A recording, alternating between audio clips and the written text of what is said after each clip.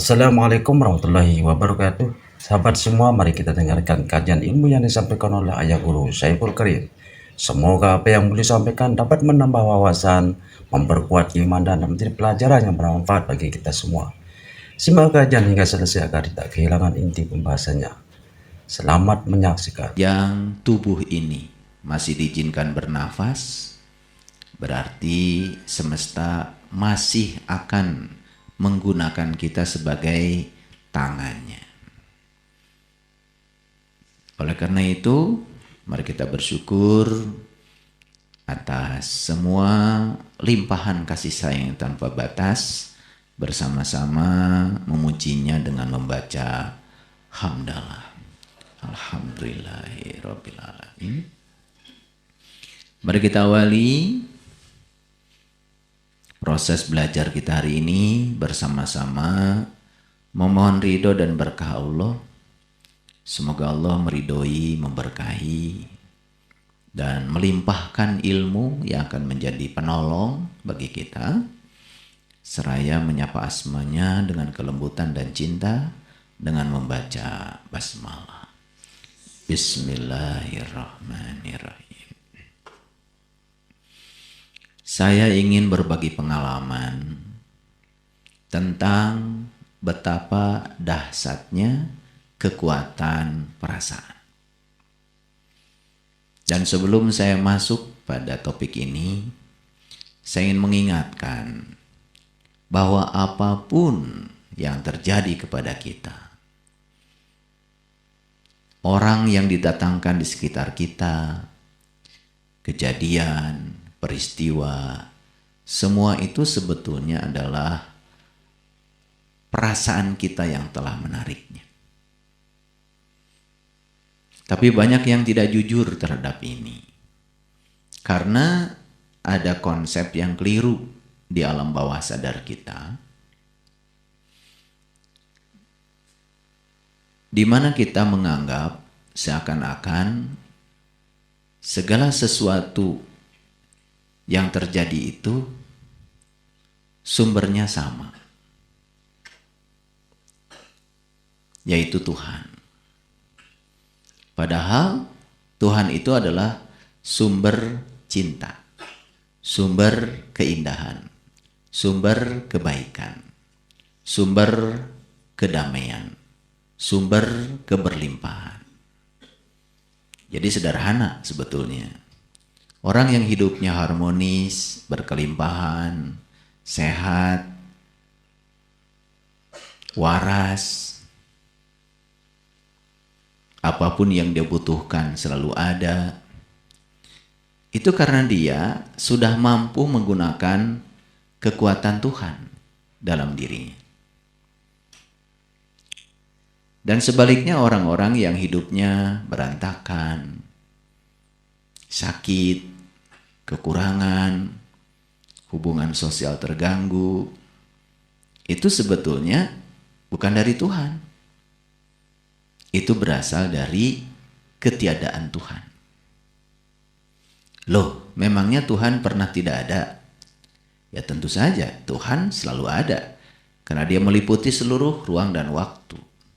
Tetapi kita ada fase di mana kita merasakan ketidakhadirannya. Oleh karena itu, gelap dengan terang itu bedanya. Kalau gelap itu adalah ketiadaan cahaya, kalau terang itu adalah kehadiran cahaya.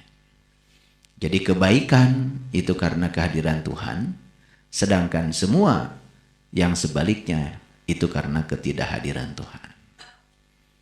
Sebetulnya ini gampang membuktikannya.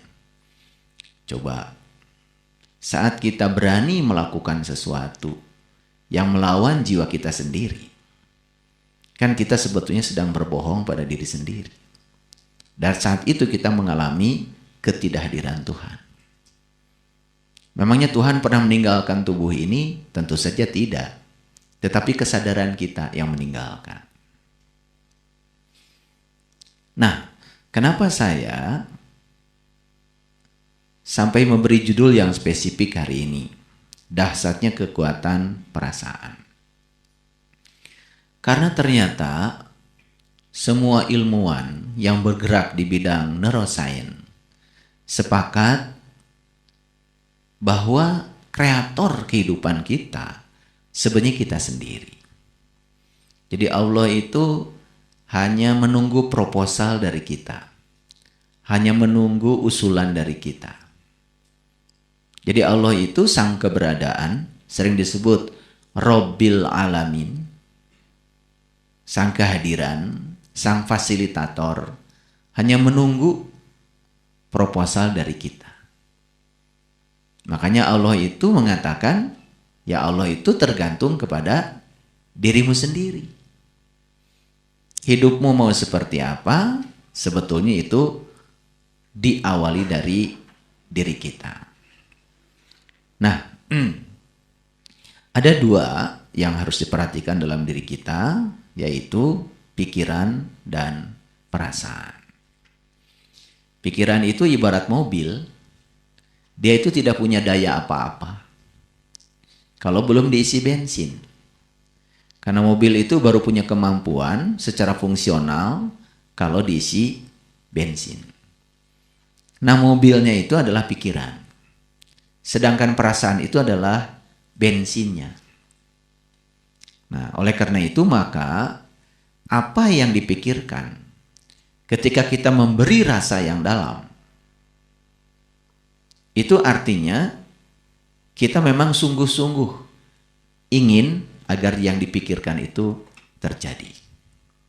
Nah, di akhir sesi nanti kita akan meditasi untuk mengkreasi apa yang kita mau. Dan nanti kita lihat beberapa hari ke depan. Jangan heran kalau ada sesuatu yang spektakuler terjadi dalam kehidupan kita. Dan kita buktikan itu. Kita akan belajar dulu bagaimana cara semesta bekerja. Karena mekanisme ini harus dipahami. Sehingga kalau nanti terjadi, kita sudah punya pola.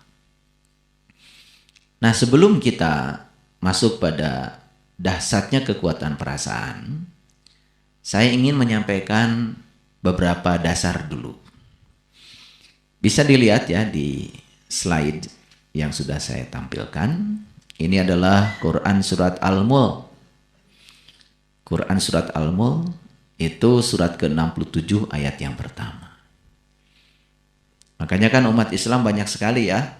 Kalau lagi susah baca aja Quran Surat Al-Mulk. Betul, kalau lagi susah baca Quran Surat Al-Mulk. Tapi bacanya bukan luarnya saja. Maksudnya tangkap pesannya, lalu dijadikan sebagai pedoman untuk kehidupan kita. Ya, saya tidak akan membahas seluruhnya Quran Surat Al-Mulk. Jadi saya hanya membahas ayat pertama saja. Di ayat ini Allah mengatakan, ya, Tabarakallazi biyadihil mulk wa huwa ala kulli syai'in qadir. Maha suci Allah yang di tangannya lah segala kerajaan. Dan dia maha kuasa atas segala sesuatu. Ulangi ya. Maha suci Allah yang di tangannya lah segala kerajaan. Dan dia maha kuasa atas segala sesuatu. Siapa sih Allah itu? Apa sih Allah itu? Karena kita selama ini kalau berbicara tentang Allah, bicara tentang Tuhan, itu pasti dengan pertanyaan siapa. Lalu siapa itu selalu mengacu kepada sosok. Padahal Tuhan tentu saja bukan sosok. Karena kalau dia sosok, tidak mungkin meliputi seluruh makhluk. Bagaimana dia ya maha kuasa atas segala sesuatu kalau dia adalah sosok. Seperti kita nih. Kita kan sosok. Tangan kita terbatas. Kita tidak bisa menguasai segala sesuatu. Begitu saya sedang ada di tempat ini, saya meninggalkan rumah saya juga sudah tidak punya kuasa dengan rumah saya. Jadi yang disebut dengan maha kuasa, itu berarti dia sangat menguasai yang dikuasainya. Ya, kalau kita ini boro-boro menguasai sesuatu yang di luar diri kita. Kadang-kadang menguasai diri kita saja nggak sanggup. Coba menguasai pikiran dan perasaan kita saja sudah nggak sanggup. Ya, nah kapan kita nggak sanggup? Ketika kita tidak merasakan kehadirannya. Tapi kalau kita sadar bahwa sebetulnya diri sejati kita itu hakikatnya adalah Dia. Ulangi, kalau kita sadar bahwa diri sejati kita hakikatnya adalah Dia, kan sebetulnya yang membuat kita berdaya itu karena Dia pernah meniupkan ruhku, bukan ruhmu. Jadi sebetulnya yang ada dalam diri kita itu ruhku. Kalau ruhku berarti kan ruh Dia. Artinya bagian dari diri Dia yang ada dalam diri kita. Nah, kalau Dia yang meliputi semesta raya ini maha kuasa, berarti sesungguhnya sifat yang mewakili kita pun yang sedang ada dalam diri kita juga maha kuasa. Nah, kalau kita mampu menggunakan Dia yang ada dalam diri kita ini, maka kita juga akan ketibanan sifat itu. Harusnya kita punya kemampuan untuk mengendalikan diri kita karena kita sebetulnya hakikatnya adalah Dia. Paham ya? Oke. Itu ayat yang saya sampaikan sebagai dasar. Lalu yang kedua, kita sering mendengar ayat ini. Quran surat Al-Fussilat, surat ke-41 ayat 53. Sanurihim ayatina fil afaq wa fi anfusihim hatta yatabayyana lahum annahul haq. Awalam yakfi bi rabbika annahu ala kulli syai'in syahid. Kami akan memperlihatkan kepada mereka tanda-tanda kami di segala ufuk. Ufuk itu wilayah, di segala ruang dan waktu. Dan pada diri mereka sendiri. Hingga jelas bagi mereka kebenaran itu. Ya, tidakkah cukup bahwa sesungguhnya Tuhanmu menjadi saksi atas segala sesuatu. Jadi Tuhan itu menyatakan bahwa Dia itu meliputi segala ufuk. Dan Dia juga meliputi dirimu sendiri. Jadi Tuhan itu bukan sekedar meliputi segala ufuk, tapi juga meliputi diri kita sendiri. Jadi ayat ini memberikan informasi, berarti diri kita diliputi oleh Dia. Kalau kita sadar bahwa diri kita diliputi oleh Dia, bahkan diri kita yang sebenarnya sesungguhnya adalah Dia sendiri, karena sebetulnya kita yang tidak ada. Makanya ketika Dia ada, maka kita yang tidak ada. Ketika kita merasa ada, Dia yang tidak ada. Gitu. Nah, oleh karena itu maka kita tidak akan bisa menemukan kebenaran tentang Dia yang meliputi diri kita kalau kita tidak mengenali siapa diri kita. Makanya kembali lagi, sumber pengetahuan utama yang harus kita ketahui dalam kehidupan ini adalah pengetahuan tentang siapa diri kita. Karena kalau kita tidak tahu siapa diri kita, kita juga tidak akan tahu siapa Tuhan kita. Makanya Nabi Muhammad jelas-jelas mengatakan, man arofa nafsahu faqad arofa rabbahu. Siapa yang kenal dirinya, maka dia akan kenal Tuhannya. Jadi pengetahuan tentang diri ini menjadi pengetahuan utama dan pertama yang harus diketahui oleh kebanyakan orang. Tidakkah cukup bahwa sesungguhnya Tuhanmu menjadi saksi atas segala sesuatu? Kan saya sering mengatakan, Dia itu maha hidup, maha hidup. Dia itu suka tidur? Tidak. Dia itu suka terkantuk? Tidak. Kata siapa? Ya kata Dia sendiri. Karena Dia yang mengatakan, Allahu la ilaha illa huwal hayyul qayyum. La ta'khuduhu sinatu wala naum. Dia berdiri tegak, tidak bergantung pada siapapun, tidak bergantung pada apapun, tidak pernah tertidur, tidak pernah terkantuk. Nah, bukti bahwa dia tidak pernah tidur dan terkantuk yang paling gampang adalah nafas kita. Saat kita sedang tidur, maka ya mata kita tertidur, telinga kita tertidur, mulut kita tertidur, tapi napas kita nggak ikut tidur. Apa sih tidur itu? Tidur itu sebetulnya istirahatnya pikiran bagi yang bisa. Ada juga yang tidurnya pikirannya nggak istirahat, makanya tidurnya tidak deep sleep. Makanya kualitas tidur seseorang itu menentukan kualitas hidupnya. Maka yang tidurnya tidak bagus, pasti kualitas hidupnya juga tidak bermutu. Jadi tidur itu istirahatnya pikiran. Pikiran bisa istirahat saat tidur, tapi perasaan tidak bisa istirahat. Makanya walaupun kita sedang tidur, rasa kita itu tetap aja hidup. Kenapa? Karena ada sang maha hidup. Karena sang maha hidup tidak ikut tidur. Boro-boro tidur, ngantuk saja tidak. Makanya kalian lagi tidur, kan pengen pipis. Bangun kan? Coba, kalau nggak pengen pipis, rasa itu tidak ada. Ya sudah, kasur king coilmu itu, ya, iya, ya bau pesing. Ya, bed cover sutra itu yang mahal, bau pesing. Gitu. Untung kita selama tidur masih diberi rasa. Nah, rasa itu siapa sebetulnya? Siapa pemilik rasa? Tadi makan ya? Makan. Makan apa tadi?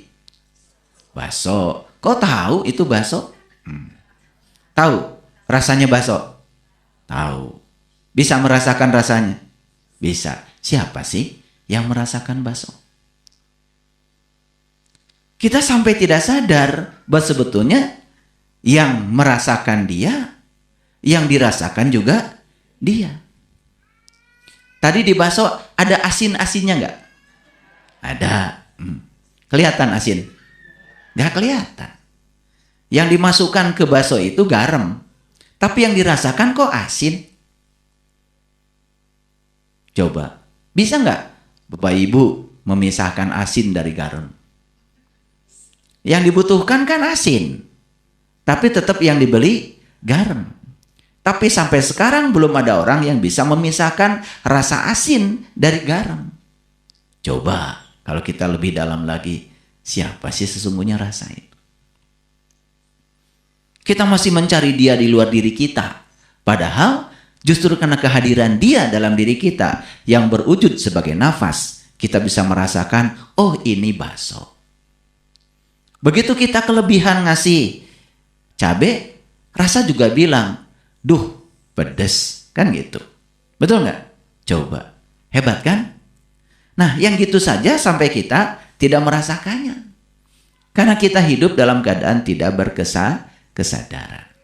Yuk, sekarang kita akan masuk lebih dalam. Jadi, dia itu bukan sekedar meliputi segala ufuk, tapi meliputi dirimu sendiri. Nah, kalau kita diliputi oleh dia, berarti dia yang meliputi alam semesta kan sifatnya sama dengan dia yang meliputi diri kita sendiri. Harusnya kalau kita bisa menggunakan kekuatan dia di dalam diri kita, harusnya hidup kita menakjubkan. Makanya kita akan menggunakan sekarang kekuatan rasa itu untuk mengkreasi kehidupan kita. Pastikan semua orang ingin hidupnya sehat, hubungan baik, betul nggak? Dompet tebal, kan pasti kan? Pasti. Semua yang diinginkan oleh kita pasti yang kita suka. Tidak ada yang menginginkan yang tidak dia suka. Paham ya? Nah, oleh karena itu sadar Kalau sehat itu ya dari Allah. Kalau sakit dari kesalahanmu sendiri. Semua yang bersifat kekuatan positif itu dari dia. Semua yang sebaliknya itu karena ketiadaan kekuatan positif. Karena kita belum bisa menggunakan dia sepenuhnya. Belum merasakan kehadiran dia dalam diri kita sepenuhnya. Makanya kita nanti akan mengakhiri sesi ini dengan meditasi. Siap? Oke. Lanjut dulu. Cerita-cerita dulu. Santai dulu. Santai aja ya, santai aja. Belajarnya santai. Mau kakinya diselonjorkan ke depan, selonjorkan. Santai aja, santai, ya santai. Baik, kita lanjutkan ayatnya. Ya, ini Al-Fussilat ayat 54. Ya, nah, Al-Fussilat 54, yang tadi lanjutannya dari yang ke-53 tadi. Ala innahum fi miryatim miliqa'i rabbihim ala innahu bikulli syai'im muhit. Ingatlah bahwa sesungguhnya mereka adalah dalam keraguan tentang pertemuan dengan Tuhan mereka. Ingat bahwa sesungguhnya Dia Maha meliputi segala sesuatu. Aneh ya? Dia Maha meliputi segala sesuatu. Berarti kalau Dia Maha meliputi segala sesuatu, Dia meliputi diri kita? Tapi masih ada ya orang yang memiliki keraguan tentang pertemuan dengan Dia. Padahal setiap saat Dia mengunjungi kita. Dia tidak pernah meninggalkan kita. Justru kita yang merasakan ketidakhadirannya. Jadi sebetulnya Dia itu setiap saat mengunjungi rumah ini. Cuman kita saat Dia mengunjungi rumah ini, kita malah tidak ada di rumah. Itulah sumber kegelapan. Jadi bukan berarti ada ruang di semesta ini yang tidak ada kehadirannya. Tidak mungkin. Karena tidak ada di semesta ini ruang yang tidak ada kehadirannya. Karena Dia meliputi, Maha meliputi segala sesuatu. Tapi kita sendiri yang sedang merasa bahwa Dia tidak bersama kita. Betul? Nah, kalau kita terus merasakan kehadirannya di setiap ruang dan waktu, ini yang akan membawa kehidupan yang menakjubkan. Nah, kita buktikan ya. Oke, baik. Bisa mengerti ya ayat-ayat ini? Oke, baik ya. Pertanyaan saya, berarti ada satu kekuatan nggak dalam diri kita? Ada satu hal yang dahsyat nggak yang memberikan daya ke dalam diri kita? Kekuatan itu sudah terbukti, yaitu karena kehadiran Dia. Bayangkan ya, ketika kita kehilangan nafas, saat itu tubuh kita kehilangan segalanya. Mata kita tidak fungsional, telinga kita tidak fungsional, bahkan lidah kita yang tidak berhenti makan itu, begitu nafas berhenti, sudah tidak ada fungsinya lagi. Bahkan dia kehilangan kesempatan untuk merasakan semua sensasi yang ada pada makanan. Betul? Oke. Tapi kita juga kadang-kadang karena tidak sadar saat makan pun ya lebih banyak mengeluh. Ya. Ini nggak enak, itu nggak enak. Betul nggak? Iya. Ini kurang itu. Tuh. Karena itu kesadaran lagi-lagi. Baik ya, kita mulai pelan-pelan ya. Ada daya tertinggi dan kekuatan yang dahsyat yang meliputi dan mengatur alam semesta yang tiada bertepi. Setuju? Setuju? Oke. Kalau tidak ada kekuatan itu, bumi kita pun tidak akan bisa berputar. Bumi kita pun tidak akan bisa mengelilingi matahari. Bahkan matahari pun tidak bisa dikelilingi oleh bumi. Bahkan semua planet-planet yang ada di semesta ini, semua bintang-bintang yang ada di semesta ini pun tidak mungkin bisa berada di posisinya masing-masing. Pernahkah kita sadar bahwa sebetulnya ruang kosong ini jauh lebih dahsyat daripada isinya? Ruang kosong ini lebih tak terbatas daripada isinya. Coba, kalau kita memandang, ya, bahkan mata kita tidak sanggup memandang betapa tak terbatasnya ruang kosong. Ternyata begitu pakai teleskop, kaget. Ternyata di tempat sana masih ada planet seperti kita. Di tempat sana masih ada matahari-matahari yang lain selain matahari yang kita saksikan. Jadi rupanya, ya, planet bintang di semesta ini jumlahnya triliunan, bahkan tanpa batas. Itu yang triliunan itu yang sudah terhitung oleh manusia dengan teknologi. Nah, alam semesta ini tanpa batas. Berarti di daerah sana pun masih banyak sebetulnya yang belum ditemukan oleh manusia. Paham sampai sini? Oke. Nah, sekarang kita tidak berbicara itu, hanya berbicara kekuatan dahsyat yang meliputi diri kita saja. Setuju nggak kalau kita adalah bagian dari daya itu? Setuju? Setuju nggak kalau kita bagian dari kekuatan itu? Setuju? Berarti kalau begitu, kita ini berdaya atau tidak? Lah, kenapa kita merasa lemah? Kenapa kita tidak bisa mengkreasi kehidupan yang tanpa batas? Sebetulnya siapa yang mengkreasi kehidupan berbatas? Siapa yang menciptakan kesusahan? Siapa yang menciptakan kekurangan? Semua adalah batas-batas yang diciptakan oleh kita sendiri karena kita tidak menyadari daya ini. Jadi tugas kita sekarang adalah kita harus menemukan cara untuk dapat mendapatkan kehidupan yang menakjubkan dengan cara mempergunakan daya itu. Setuju? Oke. Pelan-pelan ya, ngajinya pelan-pelan. Ini kecepatannya hanya 2 km per jam. Ya, ada daya yang sangat dahsyat. Bagi orang yang berkesadaran, dahsyatnya daya itu sudah terasa. Karena dia juga tidak mungkin bisa melangkahkan kakinya tanpa daya itu. Bahkan untuk mengangkat tangan pun tidak mungkin tanpa daya itu. Betul? Nah, tapi kalau hidup cuma mengangkat kaki, mengangkat tangan, kan gak seru hidup. Betul nggak? Karena banyak yang harus kita kerjakan dalam kehidupan ini. Kita harus mengkreasi kehidupan. Bahkan kalau bisa, jadi manusia bermanfaat dalam kehidupan. Oke. Jadi tugas kita sekarang adalah temukan sesuatu yang luar biasa tentang diri kita, hidup kita, dan semesta. Karena kita ada dalam semesta. Berarti kita harus menemukan, ya, sesuatu itu.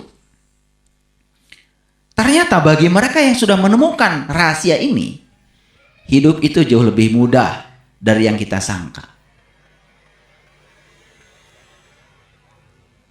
Dulu orang-orang mengira untuk mendapatkan uang banyak harus kerja keras. Tapi faktanya ada orang yang tidak kerja keras tapi uangnya banyak. Karena ada orang yang kerja nembok dari pagi sampai sore, tetap aja sehari 150.000. Apa nggak kerja keras itu? Betul nggak?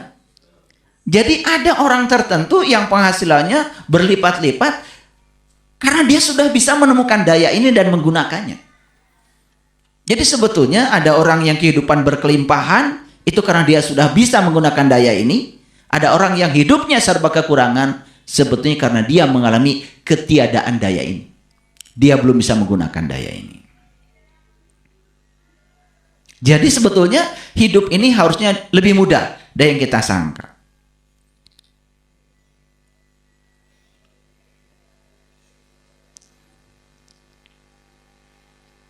Siapapun yang sudah menemukan daya itu, maka dia hanya tinggal menunggu keajaiban dari hidup. Kapan? Saat ini. Cuman memang daya ini tidak bisa diungkapkan dengan kata-kata. Namun daya itu nyata. Ada. Ada kan? Coba angkat tangannya. Tuh. Kok tangan bisa terangkat ya? Kenapa? Nah, tapi ada daya juga kalau tidak ada keinginan, tangan tidak terangkat. Betul nggak? Karena ada keinginan dulu. Ada keinginan mengangkat tangan. Lalu daya bekerja. Jadi sebetulnya asal punya keinginan, daya bekerja. Coba sekarang angkat tangan lalu putar-putar tangannya. Loh kok bisa muter tangannya? Nah, karena ada daya di sini dan ada keinginan ingin memutarkan tangan. Jadi rupanya daya itu baru bekerja kalau ada keinginan. Nah, kenapa sih cuman ingin muter-muter tangan aja? Betul nggak? Gitu. Coba sekarang ya, ambil uangnya yang ada di dompet, ambil. Ambil. Keluarkan aja. Nggak akan diminta sama saya. Keluarkan aja. Loh, kok tangan bisa mengeluarkan uang?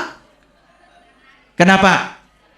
Karena ada keinginan. Jadi sebetulnya asal punya keinginan, daya bekerja. Tapi sadar nggak kita selama ini bahwa sebetulnya keinginan kita itu tercapai karena ada daya yang hebat dalam diri kita.